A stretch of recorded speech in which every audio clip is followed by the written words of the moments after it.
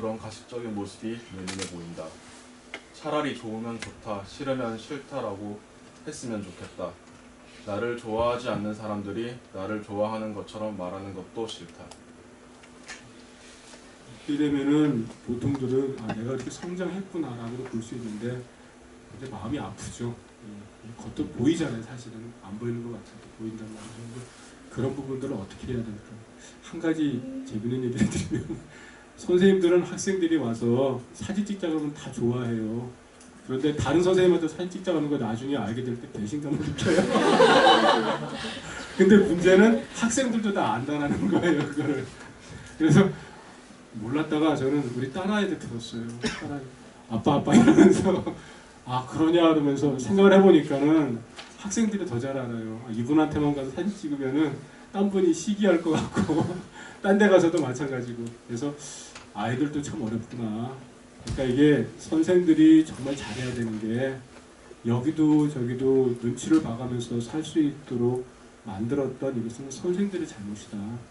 이런 생각이 들더라고요. 그래서 부담 없이 하세요, 여러분들. 뭐 어때요? 할 수 없죠. 자, 시를 한번 볼게요. 권구라고 하는 분인데요. 이분은 17세기 분이에요. 그러니까 안동 분인데 이분이 쓴 시는 원래 투자라는 한자로는 투는 싸울 투자예요. 싸우는 사람들이라는 제목을 갖고 있습니다. 한번 제가 읽어보겠습니다. 성난 두 팔 서로 버티며 깎아지른 벼랑 곁에 쓰니 아마도 떨어져 가로되기는 눈 깜짝할 사일이라. 불상타 이롭고 해로움이 서로 드러나는 곳에서 그저 남의 신락 같은 터럭만 보고 제 몸은 못 보네. 둘이 지금 외나무 다리에서 싸우고 있습니다. 분명히 더 싸우면은 떨어질 것이고 떨어지면 죽죠. 싸우면 죽습니다. 그죠? 그것만 안다면 안 싸우겠죠. 그죠? 근데 문제는 서로가 이롭고 해로운 것이 분명해요. 싸우지 않으면은 이로운 줄 알지만 한번 악에 받기 시작하면 싸움에 빠져들게 되죠. 이게 어느 순간에 빠져들게 되면 걷잡을 수 없는 이 블랙홀이 있습니다. 그게 바로 미움의 블랙홀 같은 거예요. 한번 미움에 빠져버리면은 상대를 제대로 볼 수가 없거든요. 그러다 보면은 뭐가 되냐면은 그저 남의 신락 같은 터럭만 보고 제 몸은 보지 못하네. 또 마지막 구절이 중요합니다. 이렇게 보듯이 네 줄로 되어 있는 한시에서 제일 중요한 구절은 네 번째 구절이에요. 그죠? 1구, 2구는 분위기를 만들어가고 3구에서 전환을 시키고 4구에서 하고 싶은 이야기를 하는 거예요.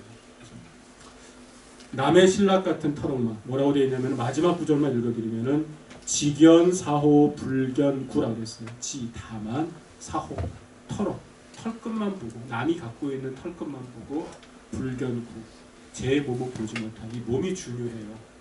몸은 뭐냐 하면은 생명과 관련이 돼요.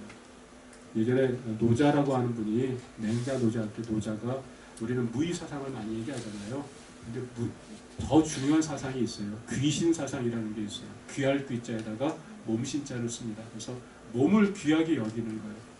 인간의 몸이라는 것은 태어날 때부터 거의 완벽한 존재예요. 정말이에요. 태어날 때 거의 완벽한 존재인데 이걸 끊임없이 내가 갉아먹는 미움으로 갉아먹든지 아니면 뭐 어떤 형태로 갉아먹고 하는 거죠. 그래서 노자는 이렇게 얘기를 합니다.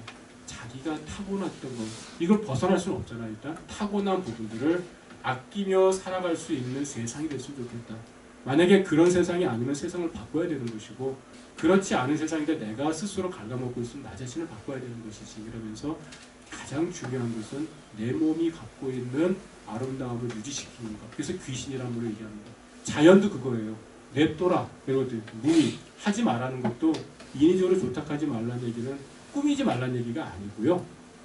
내가 갖고 있는 마음, 몸을 그대로 유지할 수 있도록 해다오. 이런 얘기입니다. 여기도 마찬가지예요. 내가 갖고 있는 내 생명이 고귀한 거 생각하지 못하고 털끝만 가지고서 싸우다가 결국에는 망하는 거죠. 그래서 돈 문제 갖고 많이 싸우잖아요. 그리고 애정 문제도 요즘은 자기 마음에 안 들어. 아까 이별을 쉽게 하기 힘들다는 것처럼 잘못하면 뭐 집에 가서 불을 지르기도 이런 일도 뭐 기사에 나오는 거 보면 참 더 중요한 게 뭔가에 대해서 고민해 볼 필요가 있겠죠. 이 이야기를 한번 또 이야기를 한번 들어볼까요? 이야기죠. 초등학교 시절이 생각나네요. 초등학교 때 저는 남자친구들이나 또는 여자친구들이랑도 별일 아닌 거 가지고 크게 싸우거나 말다툼을 하기 일쑤였죠. 하지만 초등학교를 졸업하고 중학교, 고등학교로 올라가면서 그렇게 심한 말싸움이나 몸다툼을 하는 경우는 줄어들었습니다. 아마도 이때부터 가식이란 게 조금 생겨서일까요? 한번 싸우면 좀처럼 예전의 관계로 돌아가기가 어려워져서 그 뒤부터는 친구랑 싸울 것 같은 느낌이 들면 먼저 한 발짝 물러나게 되더라고요. 초등학교 때는 잘 몰랐는데 사춘기가 지나고 가치관이라든가 자신의 개성이 형성되고 나니 분명 나와 맞지 않는 친구들이 있다는 것을 깨닫게 되었죠. 친구들이랑 사이가 조금 안 좋을 때는 우리 둘 다 속으로는 신경전을 벌이고 있음을 알고 있지만 겉으로 드러내지는 않았어요. 싸우고 나면 너무 불편하고 껄끄러워지기 때문이죠. 저랑 그 친구뿐만 아니라 함께 어울려 노는 다른 친구들까지 불편해질 수 있으니까요. 다시 안 볼 사이도 아닌데 뭐 하면서 속으로 참기도 많이 했었습니다. 살아가면서 다양한 사람을 만나게 되고 그 중에는 정말 잘 맞아서 늘 함께하고 싶은 사람도 있을 것이고 또는 나랑 잘 맞지 않다고 껄끄러워서 피하는 사람도 있을 것입니다. 하지만 사회생활 속에서 한 번 보고 지나칠 사람들이 아니라면 사소한 일로 크게 싸움을 하지 않으려고 하죠. 우리는 저마다 가면을 하나씩 쓴 채로 사람들을 마주하고 있습니다. 권구에 싸우는 사람들에서 남의 신랄 같은 터럭만 보고 제 몸은 못 보네라는 구절이 있었는데요. 상대방을 대하는 당신의 속마음은 어떤가요? 상대방에게 진심을 바라는 만큼 당신의 마음도 그 사람에게 진심으로 향하고 있었나요? 사회생활에서 사람을 대할 때 가식은 어느 정도 존재할 수밖에 없다고 생각합니다. 일종의 상대방에 대한 배려 차원이기도 하겠지요. 속마음과 행동이 완벽히 똑같기를 바라는 것도 무리고요. 당신의 마음은 당신의 것이니 혹시 한번 변화를 시도해보는 건 어떨까요? 힘들겠지만 저 사람은 왜 저래?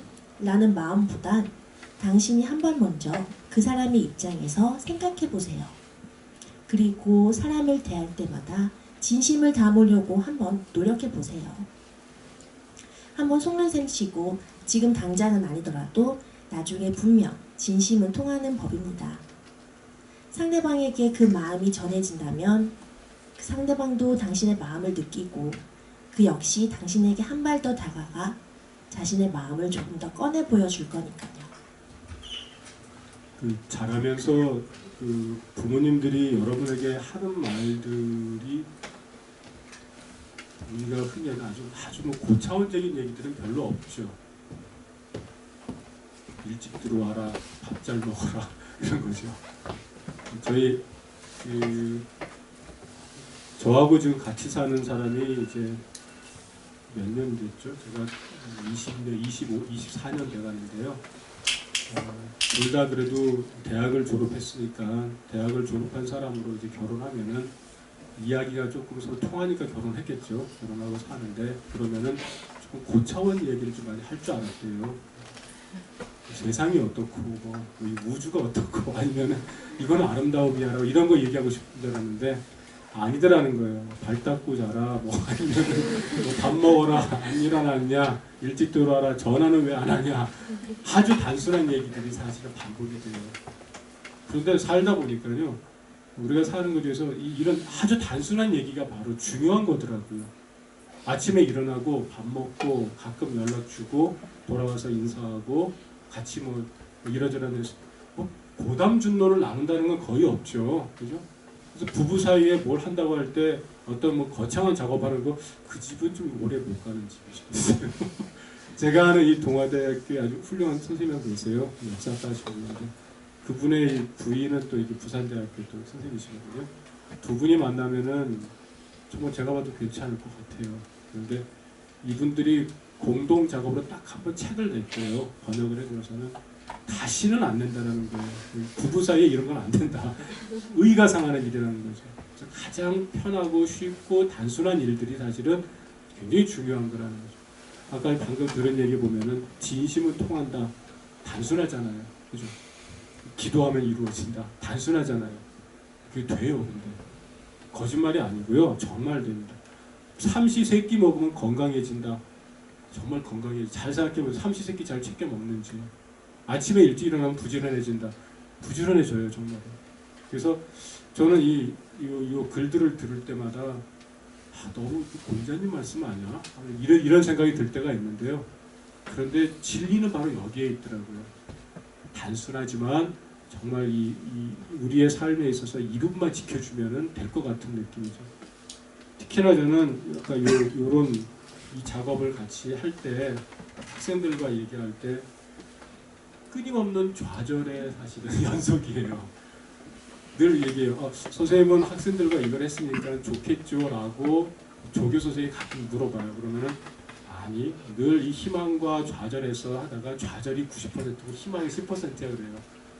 실제 그렇게 됐어요. 늘 실망을 하죠. 하지만 그러면서도 또 조금씩 확인해가는 과정들이 있고 어느 순간에 이게 진심을 통할 거라고 생각을 했고 그게 아까 말씀드린 대로 수년 만에 이루어졌고 오늘 이 자리에 사실 와서 똑같은 얘기를 하고 있는 것 같아요. 그래서 진심은 정말 통할 수 있다. 그리고 제가 여기 오기 전에 한문학과 출신 교수니까 학생이 몇 명이나 왔어요. 신청자로. 근데 딱 2명이 신청을 했다고 그랬어요. 근데 그 중에 이제 한 명은 이제 저랑 같이 이제 대학에서 공부를 하는 친구니까 제 생각에는 뭐 자발 반 아니면 반반 이런 거 같고 다른 친구는 제가 보기에는 곧 졸업하는 친구예요. 졸업하는 친구고 뜻밖이었어요. 근데 제가 지금도 기억하는 거는 그 친구가 마지막에 그 레포트를 쓸 때 따로 편지를 줬었거든요. 그래서 선생님 강의가 좋습니다라고 하면서 이런 강의가 있는 게 너무 좋았던 것 같아요. 학점을 떠나가지고 이 친구 공부 대학원 들어간 것도 아니었거든요. 너무 좋았어요, 사실은. 그 친구 꼭 와 있던데 보니까. 그래서 진심은 통할 수 있겠다. 비록 그것이 뭐 이른바 베스트셀러든 뭐 대박을 치든 수많은 인기로 돌아오지는 않지만 그래서 아까 이게 맞다.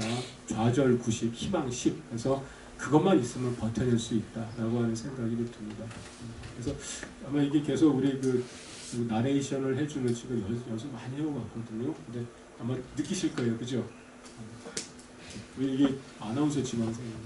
나중에 혹시라도 어서 보면 그때 그 사람이었지 하면서 몰랐어요. 안에서 저도 아나운서 지망인지 이제 몰랐는데요. 아까 얘기하다 보니까 미리 와서 좀 얘기하다 보니까 알았어요. 본인에게 이게 참 좋은 기회가 될 수 있겠다. 세상 어떻게 될지 알 수가 없거든요. 여러분이 여기 와가지고 제가 우리 같이 얘기했잖아요. 나가가지고 몇 년 뒤에 어느 알 수가 없어요. 그리고 오늘 들었던 내용 가운데 혹시라도 귀담아드는 게 하나 있으면은 그때 떠오를지 모르거든요. 그러면 그 다음에 또 새로운 인생이 벌어지는 거예요. 예. 그 다음에는 3번째 단락으로 가겠습니다. 조금 힘드시죠? 여기 이렇게 어깨 좀 이렇게 하시고 기지개 좀 펴고 하시죠. 외부에 내가 강의를 나가면은 이렇게 나이든 분들 강의를 나가면 그분들은 꼭 지켜야 되는 게 한 가지가 있어요. 두 가지랑 한 가지가 똑같이 하는데요. 시간을 지켜야 되는데 반드시 50분하고 10분을 쉬어드려야 돼요. 그분들은 화장실도 가셔야 돼요. 특히 나이 드시면 힘들거든요. 그 다음에 끝날 때 정확히 끝내줘야 돼요. 끝나지 않으면은 열심히 했다고 해도 별로 효과가 없이 아직 욕만 들어가요. 그래서 참 어려운 강의입니다. 그래서 근데 지금 중간에 우리 쉬지 않아서 제가 조금 약간 다른 얘기를 했습니다. 세 번째는 방황하는 20살 성찰과 자아라고 되어 있습니다. 지금 아마 느끼셨을지 모르겠는데 이 풍경 그림이 각각의 테마에 맞게 되어 있어요. 그리고 요동을 치죠. 혹시 여기 컬러가 하나 보이는지 모르겠네요. 여기 빨갛게 뭐 하나 붙어 있을 텐데 보이세요? 중간 어딘가에다가 어둠 짙은 어둠 속에 이렇게 흔들리는 것 같지만 빨갛게 뭐 하나 있죠. 고맙게도 출판사에서 새로 찍었어요. 이거 다. 오늘 보여줄 그 사진들 있잖아요. 가져온 게 아니고 나한테 가져온 게 아니라 이 책을 위해 가지고 본인들이 직접 사진사 섭외해 가지고 이거 이렇게 이쁘게 찍어서 보여줬었어요. 우리가 흔들리고 있지만 이 안에 내 스스로를 찾아가고 있는 모습들을 보여주는 그런 이야기들이 많이 있었습니다. 자, 그것도 한번 고민들을 한번 좀 보여드릴게요. 이 가운데 맞아라고 한 부분이 있으면은 좋을 것 같고, 빨간색으로 된 것은 답변에 대한 걸 요약을 한 거예요. 첫 번째는 현실과 타협하는 자신이 미워질 때 타협해 나가잖아요. 조금씩요. 학생과 군인 두 가지 신분사에서 갈등할 때, 그다음에 지금 하고 있는 모든 일에 갑자기 회의가 밀려올 때, 내가 왜 이 시험 준비를 하지? 내가 왜 이 공무원을 해야 되지? 아니면 내가 왜 이 전공을 계속 해야 되는 거지? 뭐 이런 거 있잖아요. 저도 있었어요. 저는 이제 국문학을 전공을 했는데요. 근데 내가 왜 국문학을 해야 되지? 글을 못 썼거든요. 정말로 못 썼어요. 근데 어느 순간에 한 1년 정도 고민하고 나서 이제 풀려요. 풀리는 계기가 이제 한문 강의였어요. 묘하게도 아무 생각하지 않아도 되거든요. 그러다 보니까는 지금 이 자리에 오게 되더라고요. 고민을 하셔야 됩니다. 점점 작아져가는 내 꿈을 보면서, 그렇죠. 그다음에 나만의 개성을 잃어간다는 느낌을 받았을 때, 내가 하고 싶은 일이 무엇일까 여전히 고민할 때, 여기도 그러시죠. 내가 좀 뭘 해야 되냐를 모른다는 거죠. 중요한 건 내가 누군지 모른다는 사실이에요. 다들 자기 꿈을 찾아가는데 나만 뒤쳐져 있다는 생각이 들 때, 또 글로 나를 표현하고 싶은데 마음대로 안 될 때, 요즘 이제 자소서 책 제목도 멋있더라고요. 기적의 자소서 이래가지고 몸은 젊은데 마음은 무덤덤해지네. 그죠? 그다음에 설레는 마음을 되찾고 싶다. 세상에 홀로 남겨진 듯한 고독감이 밀려올 때, 내가 원하는 것을 얻기 위해 꼭 다른 사람과 경쟁해야 할 때, 과연 내가 이렇게 싸워야 될 것인가? 분명히 바로 옆에 친구인데 시험을 볼 때는 경쟁자가 되잖아요. 그래서 어느 순간부터 내가 공부하는 거 안 알려주죠. 이제 분명히 같은 팸이라고 해가지고 친한 친구들이 있잖아요. 근데 어느 순간에 이 친구가 나의 경쟁자가 될 때 어떻게 처리해야 돼요? 이 얘기를 하기 힘들고. 다 이때 방황하는 이 20살의 나이들, 과연 우리는 어떻게 풀어가야 될까? 우리가 고른 거는 뭐였죠? 예, 넘어가고 점점 작아져가는 내 꿈을 보면서라고. 혹시 들어올 때 대통령 되고 싶은 분 계셨어요? 부산대학교 총장이 되고 싶다 이런 거. 꿈이 점점 돼요. 이제요. 부산대학교 총장도 조만간에, 지금은 직선제입니다. 혹시라도 간선제가 될 수도 있잖아요. 그럼 로또예요, 로또. 실제 그 과정이 있었거든요. 이번에 총장 선거 과정에서. 만약에 어떤 분이 될지 모르지만은 로또 될 수 있었어요. 이렇게 간선제를 몇 번 뽑아놓고 나서 거기서 딱 되잖아요. 직선제는 우리 구성원 전체의 표를 받아야 되기 때문에 답을 살려도 800번 사야 되는데 1000번은 사야 될 거 아니겠어요? 그죠? 1000번은. 근데 간선제를 하게 되면 들어가는 사람만 알게 되면 한 30명만 밥 사게 되니까 로또죠, 로또.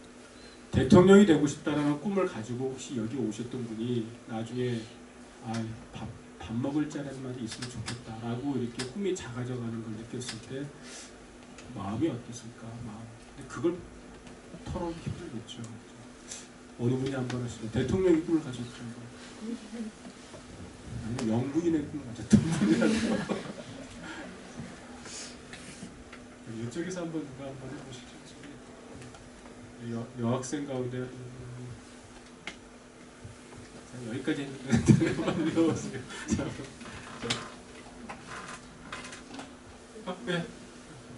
점점 자라나는 이루어가는 내 꿈을 보면서 어릴 적엔 내가 무엇이 된다는 꿈만 꾸어도 행복했다. 그것만으로도 세상 모든 것을 다 이룬 것 같았다. 그런데 언젠가부터 꿈은 꿈일 뿐 현실이 될 수 없다는 생각이 든다. 뭔가를 꿈꾸는 게 그것이 허망하다. 아직 청춘인데 이제 겨우 20년을 살았는데 이런 생각이 들다니. 슬프다. 그죠? 슬픈 일입니다.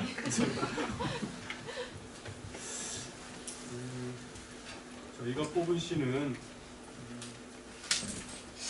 볼까요? 고려 중기 때 시인이 이규보라고 하는 분의 시인이에요. 시입니다. 정중월이라고 되어 있는데 우물 안에 들어있는 달이라는 건데요. 약간 의역을 해서 물도 비우면 달도 비워지리라라고 하는 시로 제목을 바꿔서 했습니다. 이번에 제가 한 시를 먼저 읽을게요. 짧잖아요. 아까는 7자였는데 이번에 5자니까 짧아요. 자, 삼승 탐월세 병급 일병중 도사 방응각 병경 월역공. 약간 토를 붙여볼게요. 산승월 탐색하여 병급 일병중이라 도사 방응각하니 병경 월역공이라. 제가 못하는 부분은 시창이라는 게 있어요. 창처럼 하는 게 있어요. 그걸 제가 잘 못해가지고 해드리면 좋을 텐데 좀 있어 보이잖아요, 그게요. 근데 그걸 잘 못합니다. 근데 우리 그 논어도 보면은 하기 시습지 불영열화를 하기 시 이렇게 하면서 그걸 창이라고 불러요. 그런데 그걸 좀 못합니다. 그래서 언제 또 이런 게가 올지 모르지만은 따로 배워보고 싶을 때가 있습니다. 좀 뭔가 흥이 나면은 거기 흐름들을 잡아줄 수 있을 터인데요. 번역을 한번 볼게요. 산사의 스님이 달빛을 탐내어 물과 함께 물도간에 길었다네. 절에 이르면 그제야 깨치리니 독을 기울이면 달도 또한 비워지리. 욕심이 났습니다. 스님께서. 그래서 물을 깃는 김에 물속에다가 달을 담았어요. 사실은 물속에 달이 비친 거겠죠. 그걸 가지고 왔어요. 그런데 집에 와가지고 절에 와가지고 물을 비워내니까는 어머나 내가 분명히 달을 가지고 왔는데 달도 없어져 버렸네요. 이 시인데 이거는 스님이 갖고 있는 욕망을 버리기에 관한 이야기인데요. 이걸 이렇게 해석하지 않고 뭔가를 내가 담아내려면은 그 안에 물을 채워야 된다라는 식으로 해석을 했어요. 이건 제가 해석한 게 아니고요. 아이들이 그렇게 해석을 했어요. 정말 창의적인 해석입니다. 내 것으로 만들어낸 거죠. 자, 한번 또 우리 목소리를 한번 바꿔서 들어보도록 하겠습니다. 점점 고민이 읽어주시는 게 점점 좋아지시는 것 같아요. 제가 좀 위협을 느낄 정도로 되게 마녀사냥의 고민 의뢰하시듯이 슬프다 이렇게 읽어주시더라고요. 감사합니다. 제가 읽을 맛이 나네요. 사람은 꿈을 먹고 사는 동물이라고 흔히들 얘기하지요. 꿈과 희망은 오늘을 지탱하는 에너지가 되고 내일을 기대게 하는 원동력이 됩니다. 꿈과 희망은 인간이 누릴 특권이며 꿈을 가진다는 것은 아름답고도 멋진 일입니다. 하지만 때론 꿈이라는 게 너무 추상적이고 광범위해서 이루어지지 않을 것처럼 느껴지기도 하죠. 하지만 곰곰이 생각해보세요.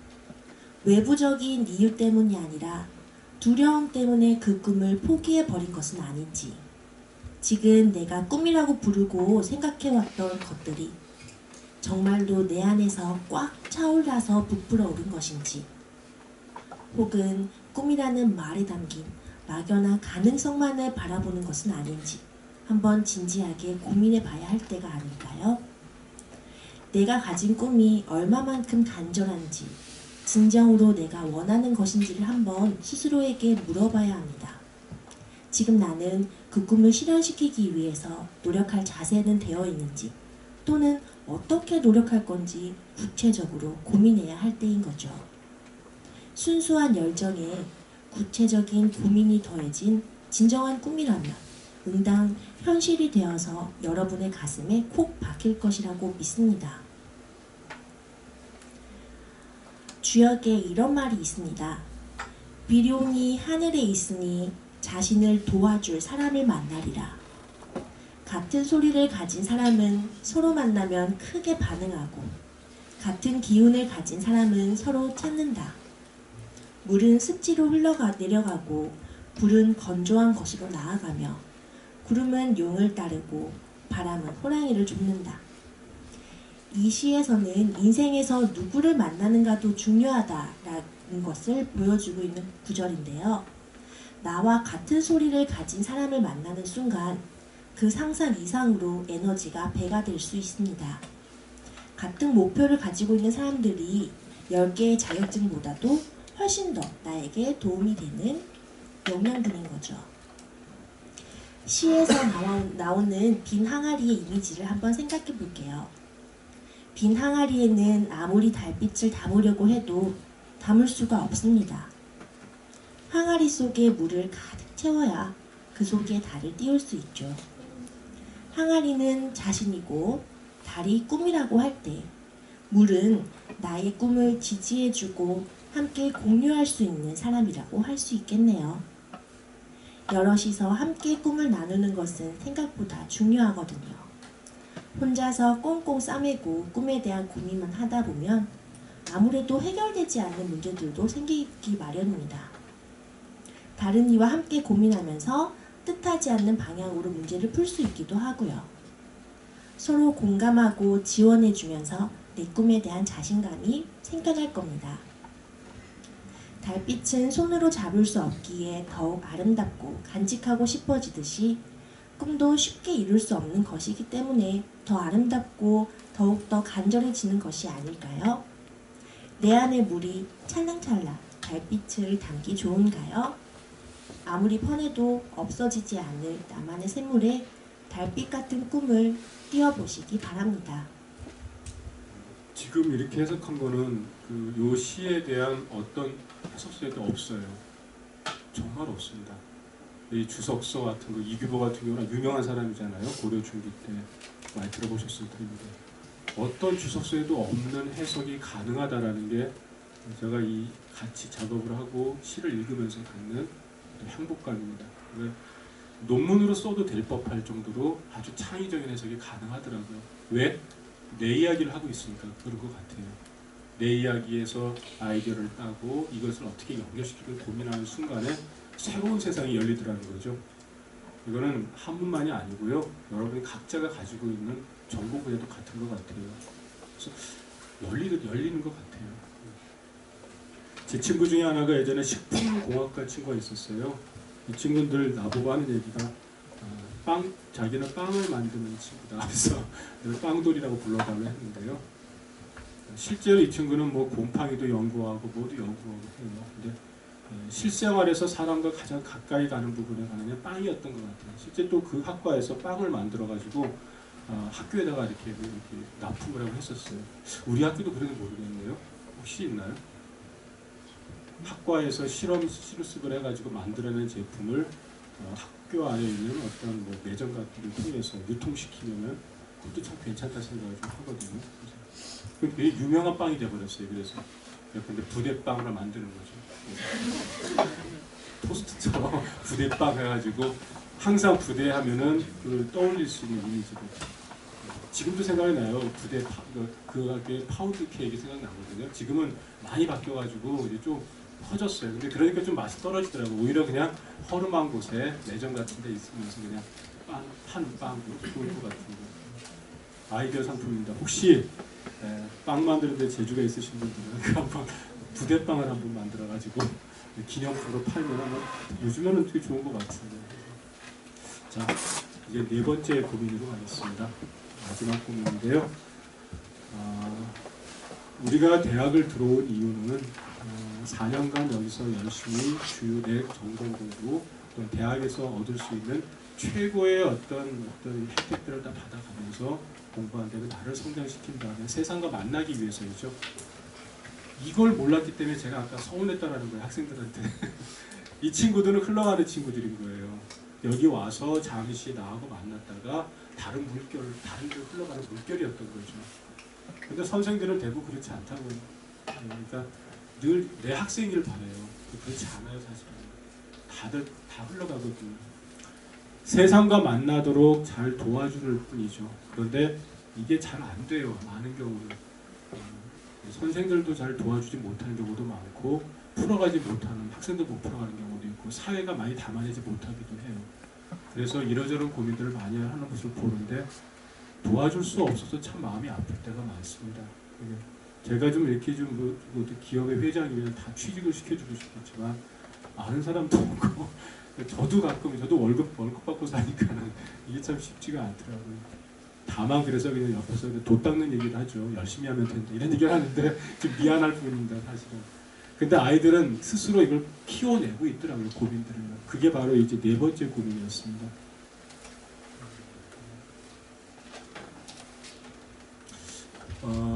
여기에는 9가지 고민을 넣었는데요. 첫 번째 보시면은 지금 이제 1학년은 괜찮은데 3학년쯤 되면은 이제 갑자기 두려워지죠.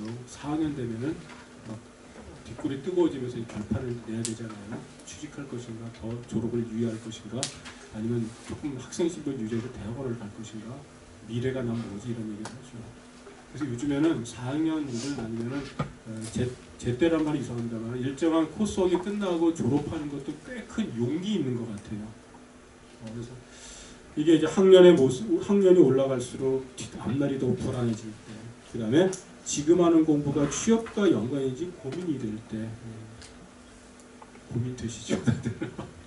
지금 내가 하고 있는 공부가 지금 우리가 같이 얘기하는 한시가 과연 내 취업과 관련이 있을까? 그런 고민들을 하죠. 죽을 만큼 공부했는데도 성적이 나오지 않을 때, 이 친구 기억을 해요.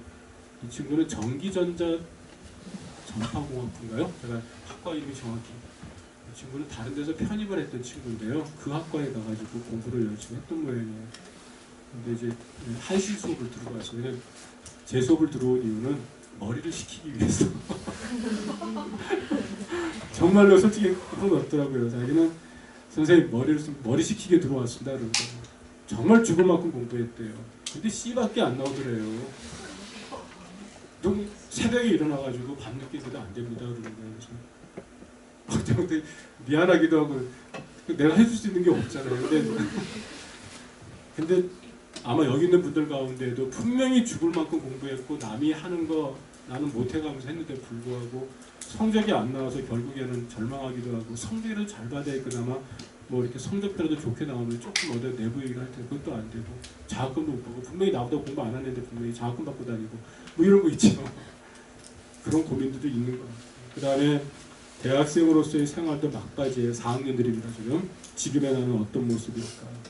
취업의 실패로 여러 번 좌절의 아픔을 겪었을 때, 대학을 졸업하고도 아직 취직 못한 선배나 동학을 보았을 때, 분명히 졸업했는데 여전히 캠퍼스를 어슬렁거리고 있는 선배를 보았을 때 반갑다고 해야 될지 모른 척 해야 될지 그때 고민되죠.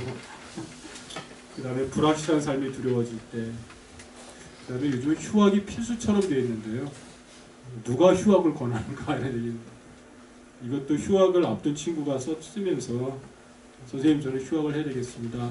대구 사는 친구였던 것 같아요. 와가지고 하겠다고 해서 휴학하려면 반드시 계획을 세우고 해라라고 했거든요. 대부분은 그렇지 않고 그냥 1년 뭐 하면은 영어라도 공부하고 뭐라도 공부하면 낫겠지라고 생각을 해요. 근데 그런 부분들 마지막에 우리가 늘 들었던 내용이 있잖아요. 열심히 하면 된다고 했는데 다 거짓말이었던 거예요.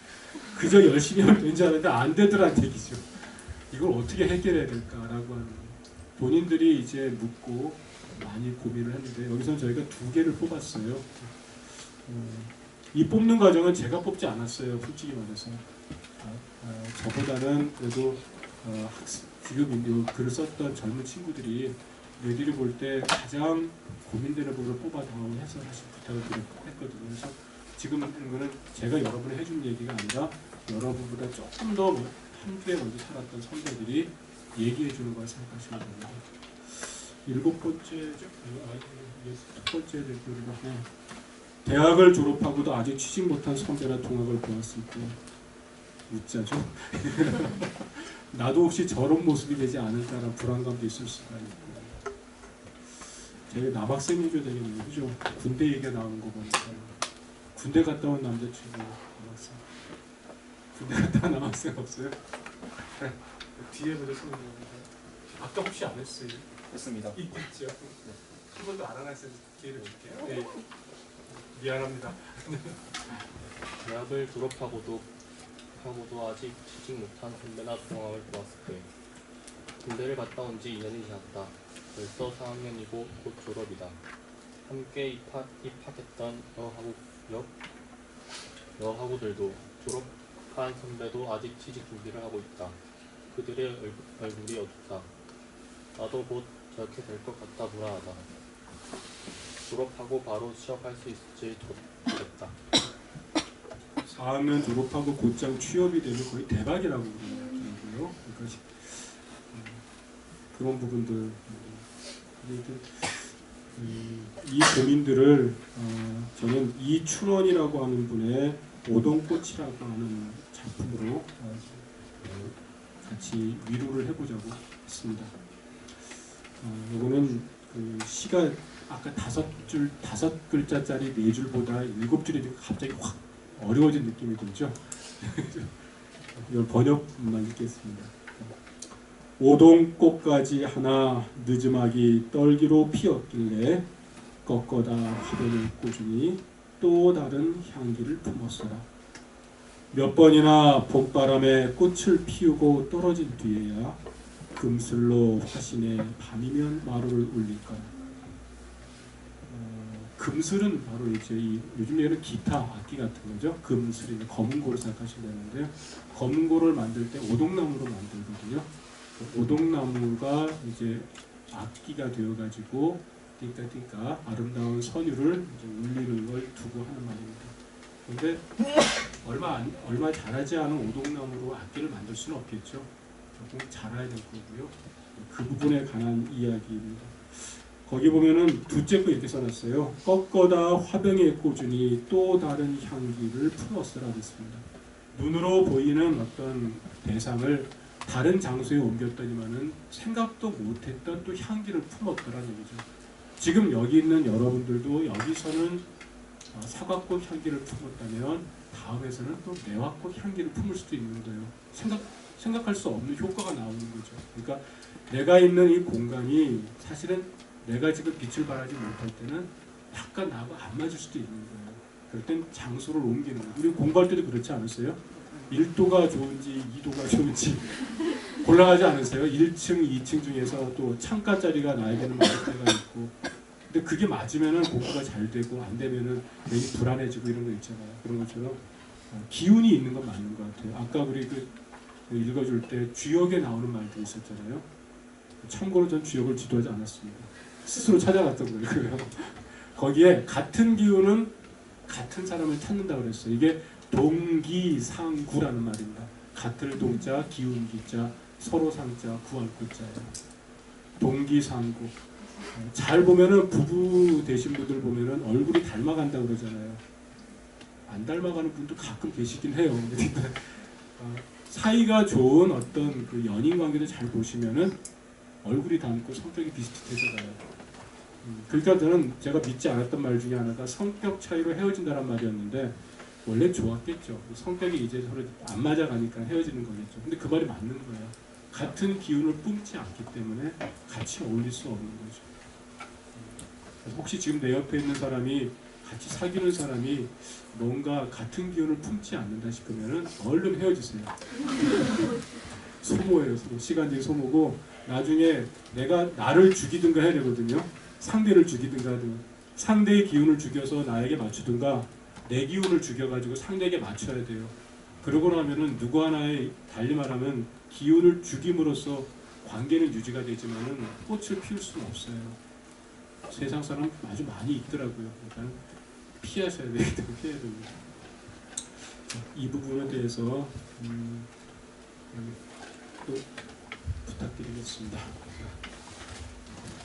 어느 때보다 좁아진 취업문으로 인해 캠퍼스의 낭만은 사라진 지 오래지요. 대학생들의 자기개발에 긍정적인 효과를 가져왔다고도 하겠지만 오히려 과도한 경쟁이 세상을 더욱 삭막하게 만들고 있다는 생각이 듭니다. 취업이라는 전쟁터 속에 뛰어드느라 자신의 참모습에 대해서 진지하게 고민할 시간조차 박탈당한 것 같아 안타깝습니다. 자신감으로 꽉 차 있어야 할 청년들이 취업의 압박 속에서 늘 불안한 모습이죠. 저도 어느덧 4학년이 되어 학생 신분의 끝자락에 서 있습니다. 그동안 지긋지긋하기도 했고 벗어나고 싶었던 16년간의 학생이라는 신분이 이제 막바지에 다다랐다고 생각하니 정말 눈물이 핑 돌 지경입니다. 오랫동안 기다려왔던 순간이지만 그런데 사회생활은 도무지 반갑지가 않습니다. 나를 덮어주고 있던 지붕이 없어지는 것 같은 느낌이랄까요? 모진 비바람과 눈보라를 막아주던 집을 떠나서 스스로 집을 짓고 살아야 한다고 생각하니 막막할 뿐입니다. 시에서 오동나무를 보면 꽃이 피지 않을 것 같이 생겼습니다. 하지만 일정한 시기가 지나면 오동나무에는 꽃이 피어 향기를 남기게 되는데요. 봄바람에 꽃이 피고 지기를 거듭하면서 오동나무는 검은고를 만들기에 적합한 제목이 되는 것이지요. 우직한 오동나무가 검은고를 만드는 데 역할을 다하게 되듯이 사람에게도 저마다 자기만의 사명이 있습니다. 때가 되어 몇 차례 꽃이 피고 진 후에야 비로소 오동나무가 검은고의 제목으로 쓰이게 되듯이 우리에게도 반드시 그러한 때가 올 것입니다. 누가 나를 써주기를 마냥 기다리라는 말이 아닙니다.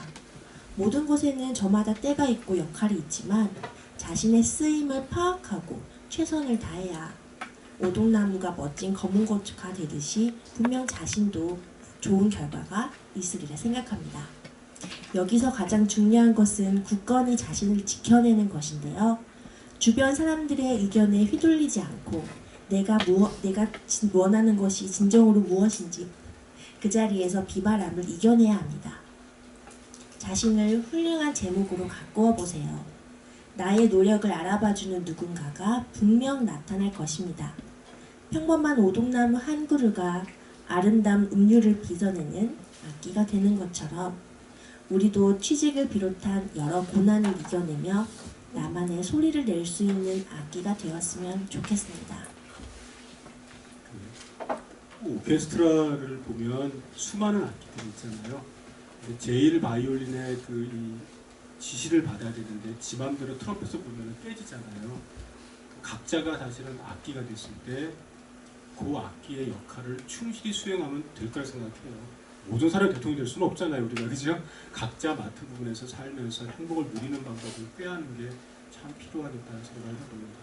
아까 피지 않을 것 같은 오동나무의 이야기인데요. 이거는 이제 제 경험 해드릴게요. 저희 아이 엄마가 나무를 잘 키워요. 집에 이것저것 키워가지고 화분만 한 100여 개가 돼요. 힘들어요. 물 주는데도 뭐 한두 시간 걸리고요. 근데 어느 날 이게 병이 들었네요. 집에 행복나무라고 몇 개 갖다 놨는데 가장 아파트에서 키우기 쉬운 게 행복나무죠. 물만 주면 된다는 거잖아요. 그거하고 다육이하고 두 개잖아요. 병이 들었어요. 근데 어느 날 갑자기 다 벌초를 해버렸어요. 아이 엄마가 다 끊어버리고 이렇게 자라고 다 잘라버렸어요. 정말 민둥산을 만들어놨거든요. 그리고서 그다음 또 고민을 해요. 내가 왜 잘랐을까? 한 달도 되도록 아무것도 안 났어요. 그래도 물은 주죠. 일주일에 한 번씩 끊임없이 물을 줍니다. 근데 놀랍게도 한 달 지나고 2달 지나니까 조그맣게 뭐 나기 시작을 했어요. 사실은 얘가 병이 들었었기 때문에 굉장히 힘들었던 거예요. 우리는 잘 모르죠. 우리도 사실 우리 머리만 아파도 병원 가지만 사람들은 식물이 병이 아파서 힘들어하는 거 우리 잘 몰라요, 사실은. 아팠던 거예요. 아팠던 걸 읽었던 것이고, 그래서 이제 병충해 있는 거 다 없애버리고 기다린 거죠. 아이가 스스로 성장할 수 있도록. 근데 어느 순간에 지금 많이 자랐어요. 그게 지금 제가 요즘에 본 거거든요. 일주일 사이에 많이 자랐더라고요. 그래서 나지 않을 것 같았던 이 나무가 겉모습은 다를 수 있겠지만 새롭게 지금 자기 꽃을 피우기 시작을 했어요. 이파리가 나오기 시작하고 너무 예뻐요. 색깔도 아주 너무 예쁘고. 그래서 아하, 이 때가 되면은 뭐가 있긴 있구나라는 생각. 저 눈으로 보기 때문에 거짓말이 아니에요. 그래서 그냥 제가 공자님 말씀 드리는 게 아니고 가능하다. 나무 얘기가 이거죠. 때가 되니까는 얘가 좋은 예쁜 악기가 돼가지고 훌륭한 어떤 음악 소리를 들려드립니다. 사실 저희가 조금만 노력을 더 했으면은 여기에 이제 검은고 연주하신 교수를 모셔다가 팅 사실 훌륭한 분 계세요. 나중에 혹시라도 이런 기회가 생기면 말씀드려가지고 그런 음악 하시는 분과 같이 하면 훨씬 더 좋을 것 같아요. 편안하게. 근데 전 저희가 한번 모셔서 요만한 공간에서 한번 연주하는 걸 들었거든요. 너무 다르더라고요. 멋있어요. 그분은 손이 예쁘지가 않아요. 여자 선생님이신데 투박하기 짝이 없어요. 왜냐면 계속 튀기니까. 연애도 못하실 것 같아요. 손잡은 남자가 도망갈 것 같은 그런 손을 갖고 계시더라고요. 아하, 이게 아름다운 선율을 내기 위해서는 정말 이 살신성인의 이 손이 이렇게 망가지는 걸 감당을 해야 되는구나라는 생각이 들 정도로. 겉보시면 되게 예쁜 분이시거든요. 국악가 교수님이십니다. 자, 이제 오늘의 마지막 그 에피소드입니다. 하나 벌써 시간이 36분인데 하나만 더 하고 마무리 지을까요? 제목이 좀 무겁네요, 그죠? 취업 실패로 여러 번 좌절의 앞으로 겪었습니다. 제가 아까 그 나레이션 맡아주는 우리 여러분의 선배에 대해서 아까 개인 정보를 그냥 발설하는 바람에 돌직구 맞았는데 아까